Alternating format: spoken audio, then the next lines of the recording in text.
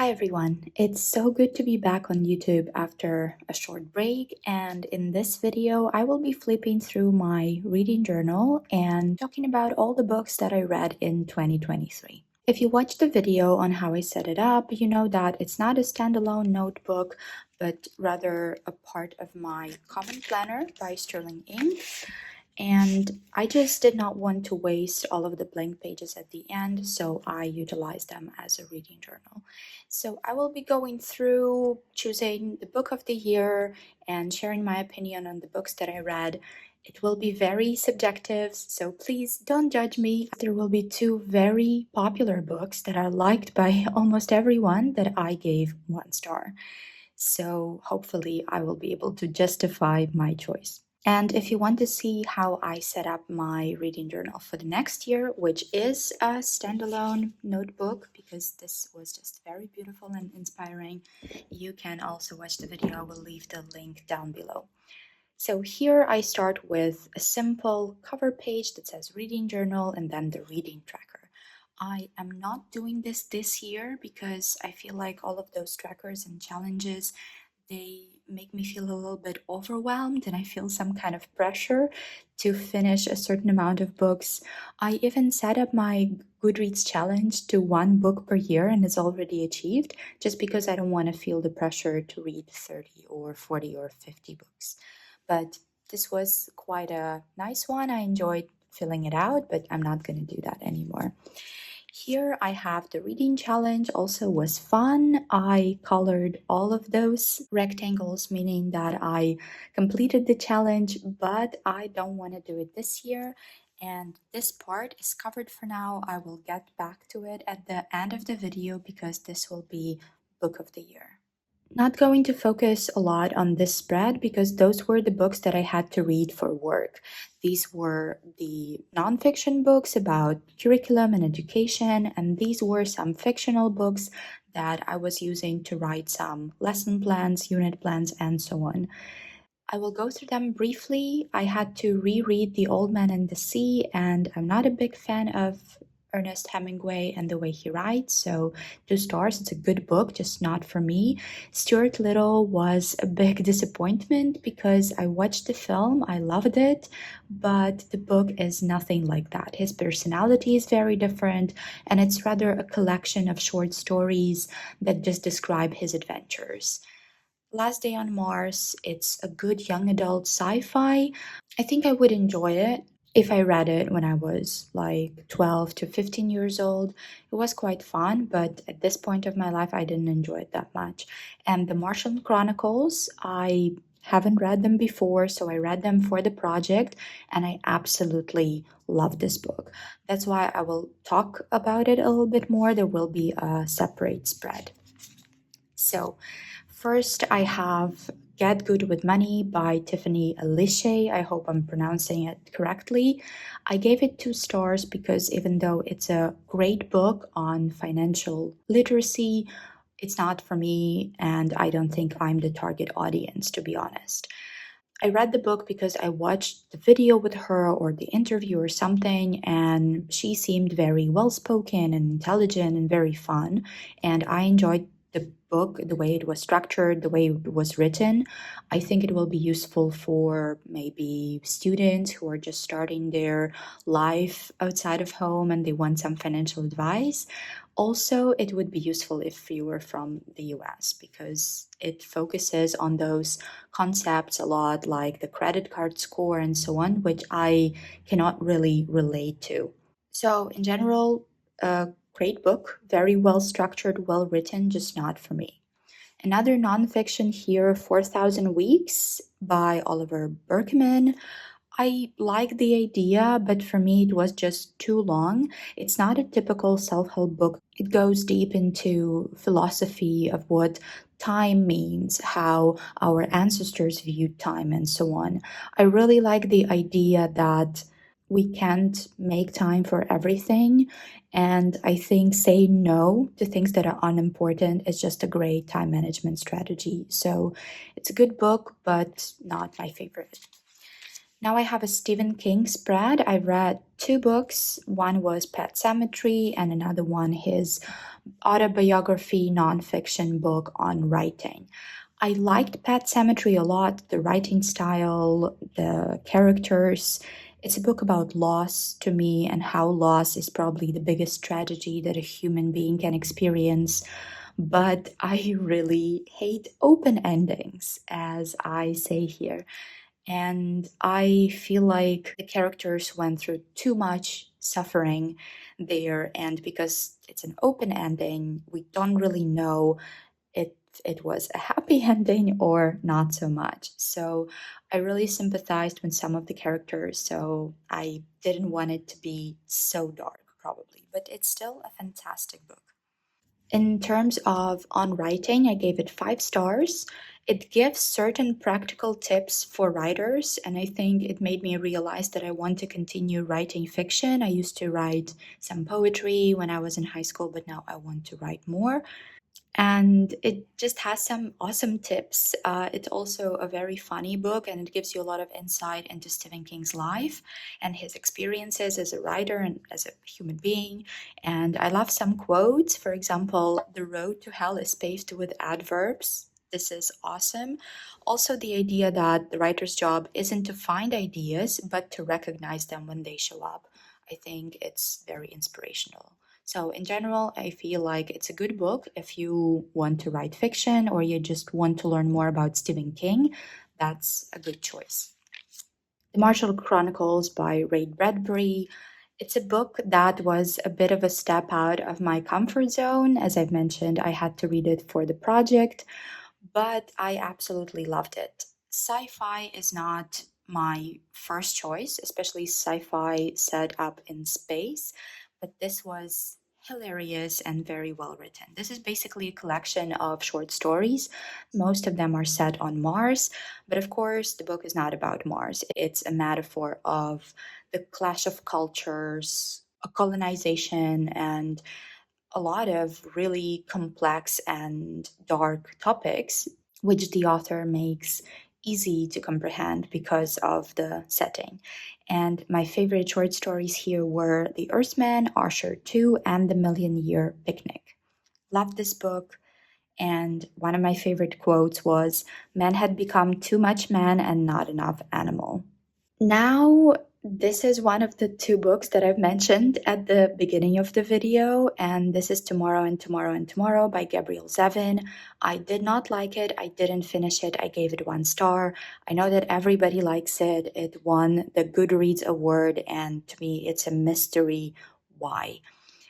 There has been a lot of critique online from gamers that it seems like the author didn't do a very good research in terms of the 90s and the gaming industry there. And I'm not a gamer, but I did not feel like the part of the book was set in the 90s was described very well. Nothing told me that it was the 90s apart from the explicit statements from the author, so I would prefer a little bit more research there.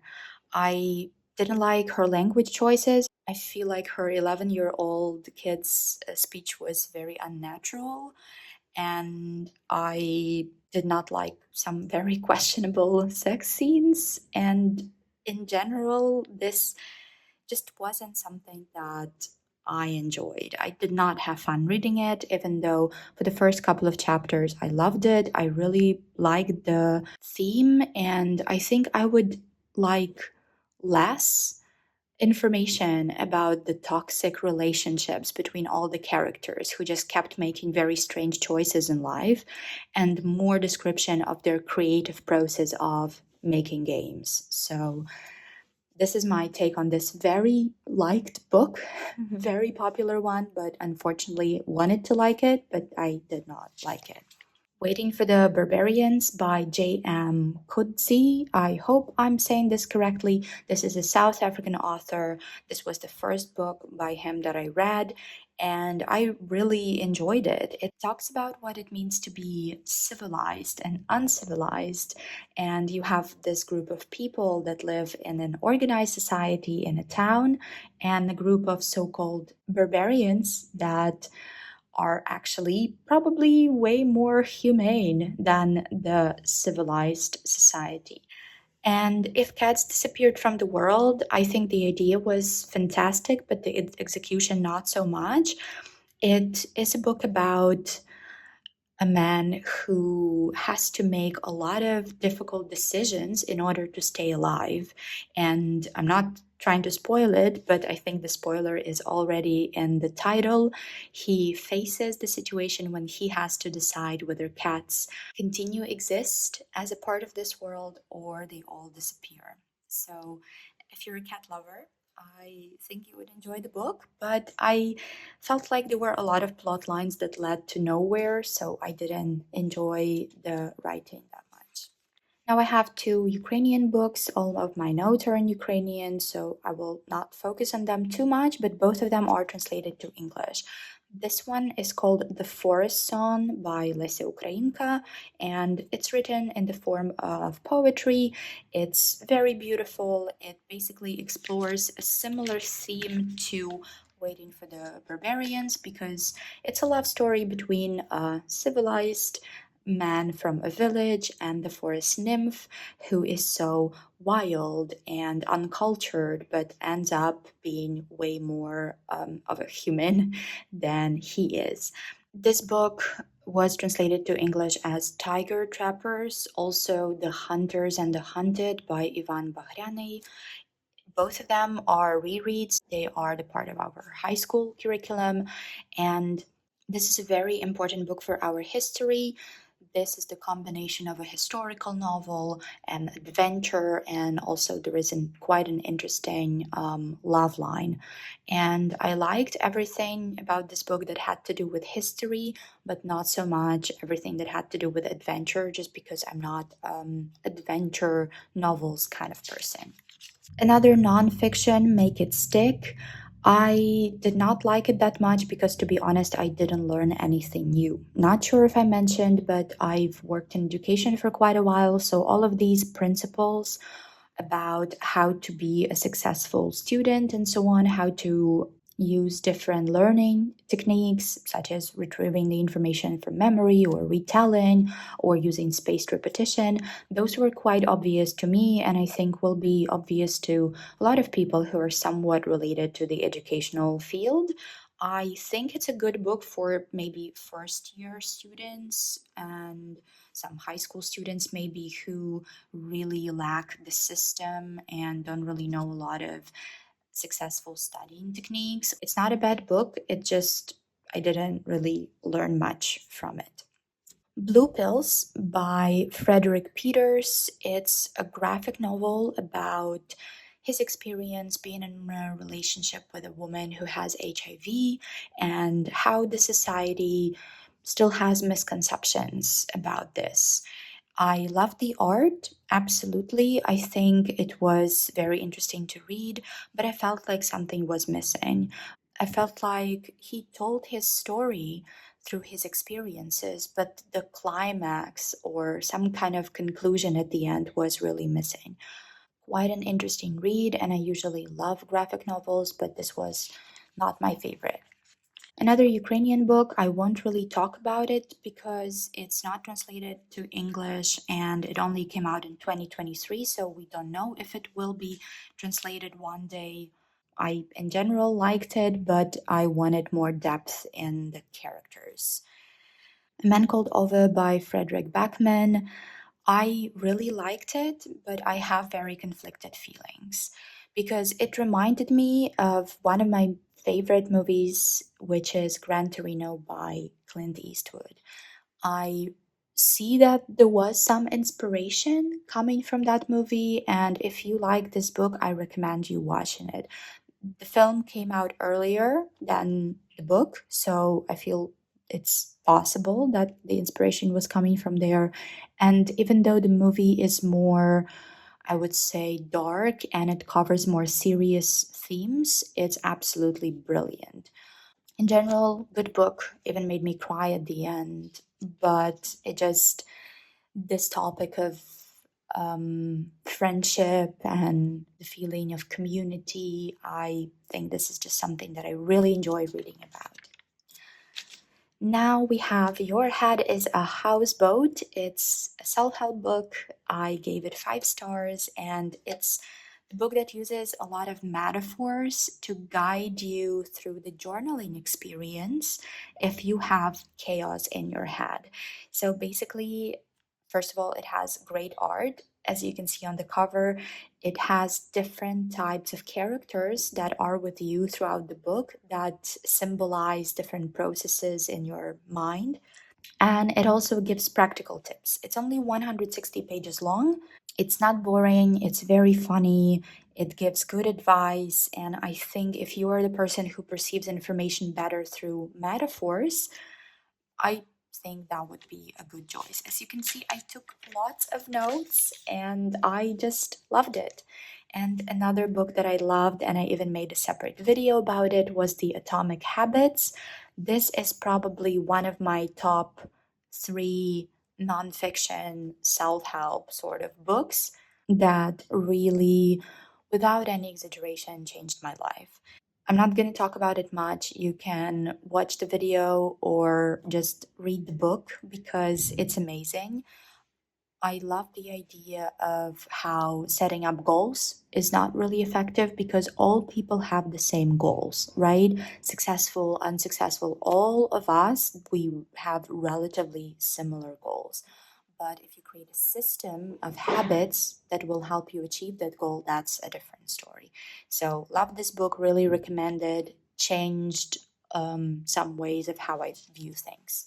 Autumn of the Patriarch by Gabriel Garcia Marquez. Let me just mention that he is my favorite author and it was a great book. I know it might be a difficult read because it doesn't really have a plot, but I wrote it down here that you have to just dive into the text and let it carry you, because this is one of those texts where you just have to sit down and start reading. And if you stay with this text for a while, you will feel like you're present and you're actually witnessing all of the events and the characters come alive in your head. I love his style of writing, and the book is also hilarious. It has a lot of irony, and I have some quotes here, and one that I really like. If I had known my son was going to be president of the republic, I'd have sent him to school. I think this is very ironic, hilarious. Of course, it is more related to South American context, but I think all of us can relate it to some kind of period in the history of our countries. Brilliant book. It really motivated me to reread the other Marquez books this year. Now, the book that I don't know how to feel about, it's called Season of Migration to the North by Tayeb Salih. The text is beautifully written, don't get me wrong, but it just made me feel a little bit uncomfortable in terms of how women were portrayed and treated in the story. I don't have any problem reading books about certain violence or descriptions of societies where women don't really have a lot of rights. I mean, Handmaid's Tale is one of those, but the way Handmaid's Tale is written shows that the author is judging this kind of narrative. But here I do not see that. The main character is literally obsessed with a person who went to the UK and was having quite an immoral lifestyle there. And of course, he blames women for that, not taking responsibility for his own choices and his behavior. If you read this book, please let me know what you think because I honestly feel a bit lost. Now I have The Bestiary, a collection of short stories by Julio Cortázar. And as a huge fan of Marcus and magic realism in general, I really enjoyed the book. Two of my favorite stories were A Letter to a Young Lady in Paris and Bestiary. It is absurd and absolutely beautiful. I love the writing, and most of the stories were just so awesome that I will definitely read them again. The Handmaid's Tale, it was the book that proved my point of view that a good text or a good film cannot be spoiled by, well, spoilers. Because I watched the TV show, I knew everything that happens. but I still enjoyed it. I gave it 4 stars, but now I'm thinking I should really give it five. The only reason why I didn't give it five because I already knew the plot, but the style of writing, the characters, the descriptions, just everything was fantastic. I definitely will read the Testaments this year, and I hope I enjoy it as much I enjoyed this one. Now I have The Dip. It's another nonfiction self-help that I absolutely hated. I think this book spreads some very harmful narratives. It keeps repeating that concept of being the best in the world. And it basically tells you that if it's not something that you're going to become the best in the world at, you have to quit. Well, first of all, I don't think that people do things necessarily to become the best. There are things that we do for fun. And the author gives some examples like doing some sports. Some of us do sports to be healthy or fit or spend time with our friends or just do some fun activities that make us happy. I, for example, am very well aware if I start playing tennis, let's say tomorrow, I will never become a professional player. But I would like to try. Why not? Maybe it becomes a hobby. Maybe it's something that will keep me fit. Maybe it's the activity that will help me meet new people. So I really don't like this narrative. I think that some of the ideas are similar to 4,000 weeks, like focus on what's important, say no to everything else. But this one does it in a bit of a toxic way, in my opinion. So only keep doing what you will become the best at. I hope that children or teenagers don't read this book and don't follow this advice because that's very, very harmful, in my opinion. Clarice Lispector, Agua Viva. It is an interesting book. It doesn't really have a plot, it's rather just a stream of consciousness, and this is not my type of book. I understand why people like it, I understand why she's a good author. She has other books that have more plot, and I like the way she writes, but this is just not for me. Matt Haig's The Midnight Library. It has an amazing idea, but only 3 stars because it was just so predictable. I knew everything that will happen in the book and how it will end around the third or fourth chapter. And I really wish the author went a little bit more creative with the messages because this was too much in your face. However, it was a very enjoyable read. I think that all of us need a reminder from time to time that things that we regret not doing are not necessarily the things that would make us happy, and the other way around. So it's still a good book. I would recommend it, but I wouldn't expect like anything from the plot. Like there are not many plot twists. This one is The Orphanage by Serhii Zhadan. I read it in Ukrainian, but it is translated to English, and I even wrote down some quote that I want to share in English because I absolutely loved the book. The realism here is amazing. I know that it's often compared to The Road by Cormac McCarthy, and I think it's fair. It basically talks about a character who is very unlikable, to be honest, trying to get his nephew to safety from the orphanage in the middle of the war in the east of Ukraine. Why I say that he is unlikable is because he is one of those people who chose to be neutral and to be not interested in politics. And this danger of being passive is something that the book describes really well, even though it's mainly not about him and his personal struggle, it's mainly about the experiences that he goes through. But here's the quote that basically demonstrates what I was talking about. When there is an explosion behind the apartment blocks, he squats down in the tall grass, sits there for a bit, and musters to resolve to keep going. TV, he thinks, irritated. What does the TV have to do with this? And what does politics have to do with this? who even needs politics. Loved the book, gave it 5 stars, really like his style of writing. It's also one of those texts where you have to just dive into it, and if you enjoy the road, I think this is something you would like. The Shadow of the Wind, the book that had all chances to become my favorite, but it didn't, also because of the characters. Some of them were just one dimensional, some of them were just very sexist for the sake of being sexist, and they were supposed to be funny sexist, and that I think did not happen. And the biggest disappointment here was the ending. So when I started reading it, Barcelona, books, mystery, some elements of probably magic realism, because we don't know if the person who the character sees is real or he's actually a devil or a ghost. So a lot of these elements that give you an idea that this will be an awesome book, but unfortunately, the ending is just so disappointing. I don't think it will be the spoiler because I'm not going to say what happened, but let me just say that the solution to the complex mystery that is being described throughout the whole book, developed throughout the whole novel, is being solved by a person writing a letter.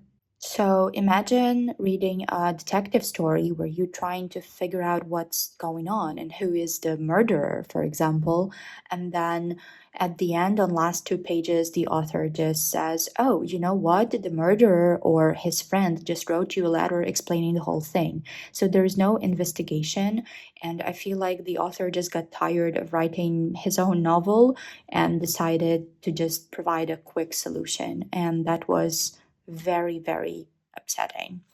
This one is a Ukrainian play. It was also a reread.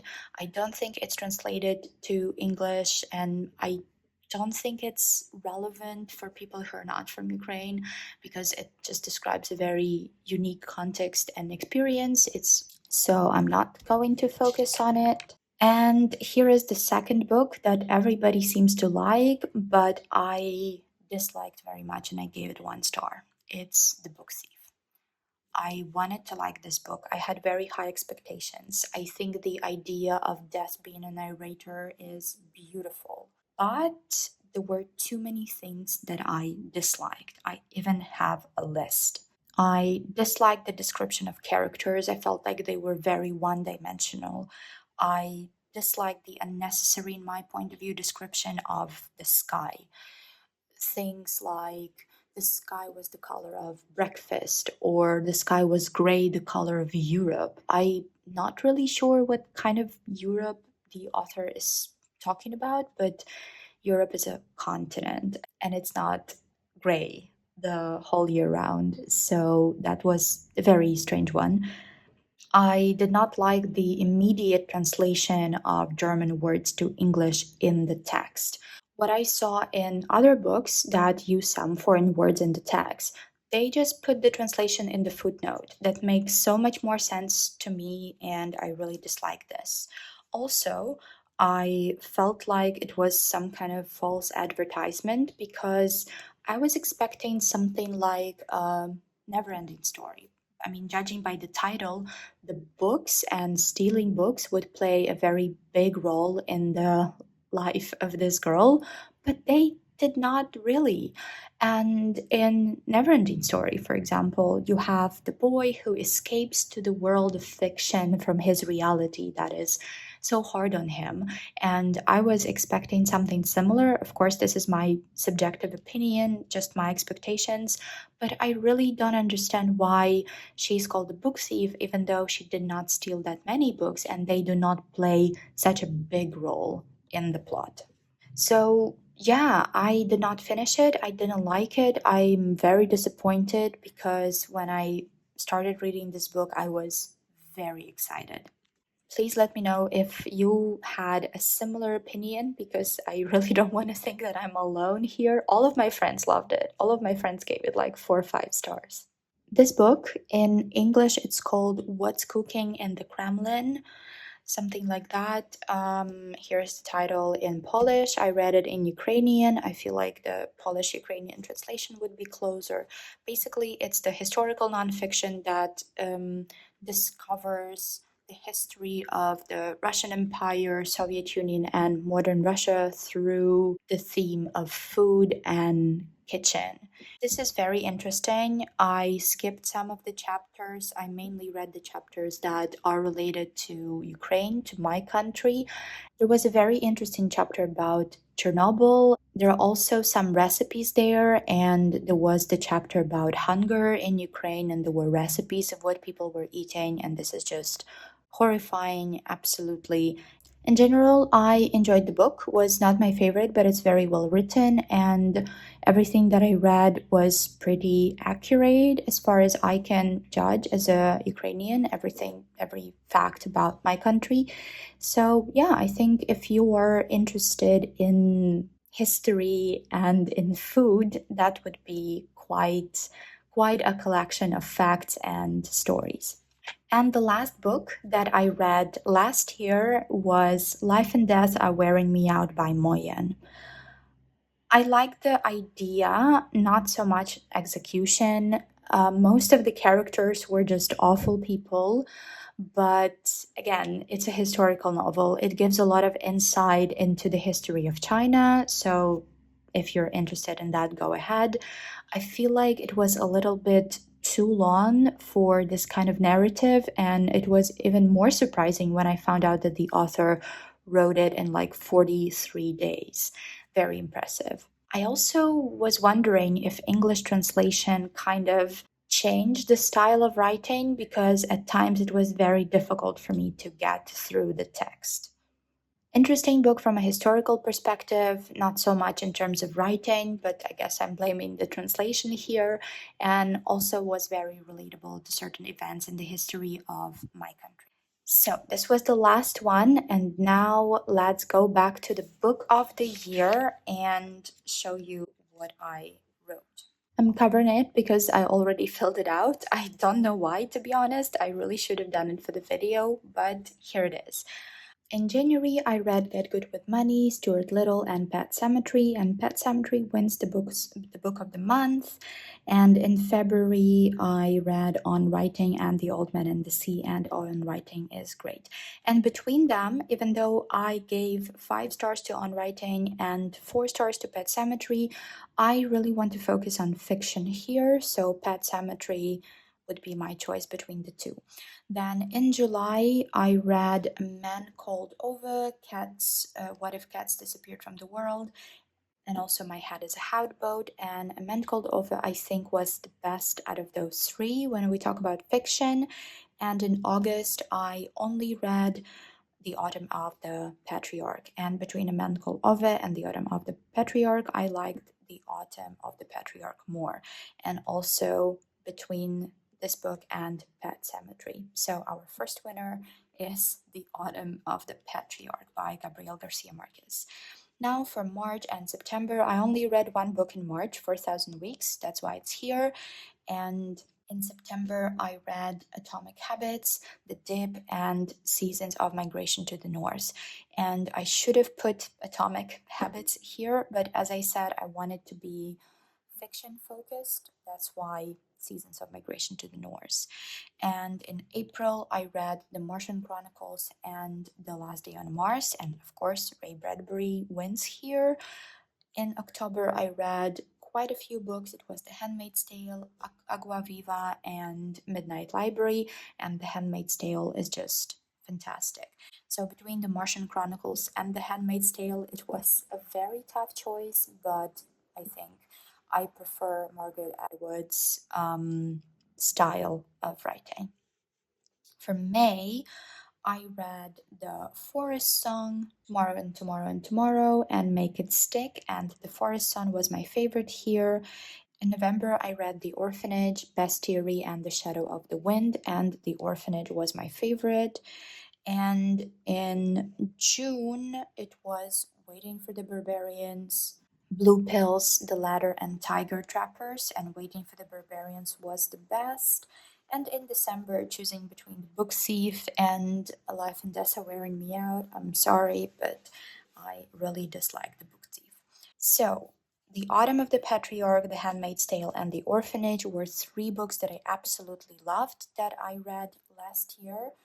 And even though The Autumn of the Patriarch is written by my favorite author, I really feel like it's not the strongest book that he has written. The Handmaid's Tale was amazing. I feel like if I read it before watching the TV show, I would have more emotions, like positive emotions about it, because the plot would be unexpected. It's still a great book, but I think The Orphanage here was my favorite book that I read in 2023. Even though it's very heavy, it was difficult to read, especially considering that the war is still ongoing and all of the events described are happening right now. But it was just very well crafted in my point of view, and I liked how accurate the description of all the characters was, even though there are only two characters about which we find out quite a lot. Everybody else is just coming and going. So that's it. Thank you for watching. Please let me know your opinion about the books that I mentioned. Let me know if you maybe would recommend me to read something based on my choices. And as I said before, I really hope to make more book videos, reading videos this year. So I'm very excited to do that. Thank you so much for watching and have a great day.